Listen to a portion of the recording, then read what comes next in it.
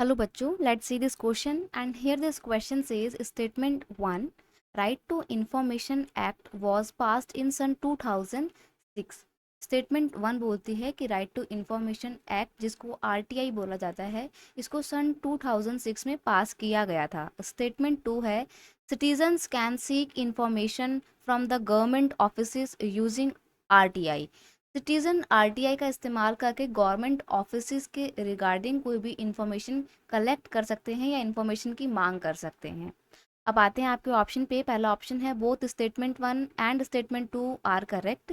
Second option है both statement 1 and statement 2 are incorrect. Third option है statement 1 is correct and statement 2 is incorrect. और fourth option है statement 1 is incorrect and statement 2 is correct. देखो, अगर हम right to information act RTI की बात करें तो ये एक बहुत इम्पॉर्टेंट एक्ट है जिसको सन 2005 में सरकार ने पास किया था, गवर्नमेंट के द्वारा पास किया गया था। तो अगर हम यहाँ पे 2005 में इसको पास किया गया था तो ये स्टेटमेंट आपकी यहाँ पे गलत हो जाती है जिसमें लिखा हुआ है कि इसको 2006 में पास किया गया था। नहीं, 2005 में आरटीआई एक्ट को पास किया गया था, ना कि 2006 में। आगे है citizen can seek information from the government office using RTI. तो ये बिल्कुल सही है। राइट टू इंफॉर्मेशन एक्ट के माध्यम से कोई भी सिटीजन, इंडिया का कोई भी सिटीजन गवर्नमेंट ऑफिस में गवर्नमेंट के द्वारा किए जाने वाले काम के बारे में जानकारी प्राप्त कर सकता है। और ये क्यों लाया गया था?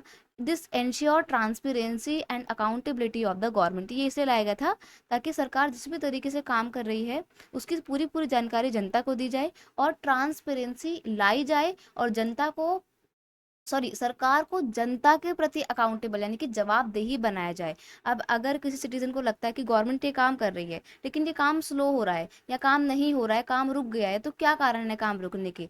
तो उसने आरटीआई फाइल करी और फिर उसको इन्फॉर्मेशन मिली कि क्या कारण है कि वो काम ठीक से नहीं हो पा रहा है, क्या रीज़न है। तो इससे क्या होता है ना, एक तो ट्रांसपेरेंसी आती है, जनता को पता लगता है कि सरकार कितना काम कर रही है, कितना काम नहीं कर रही है। और अगर काम नहीं कर रही है तो जवाब देती है सरकार कि वो काम क्यों नहीं कर रही है।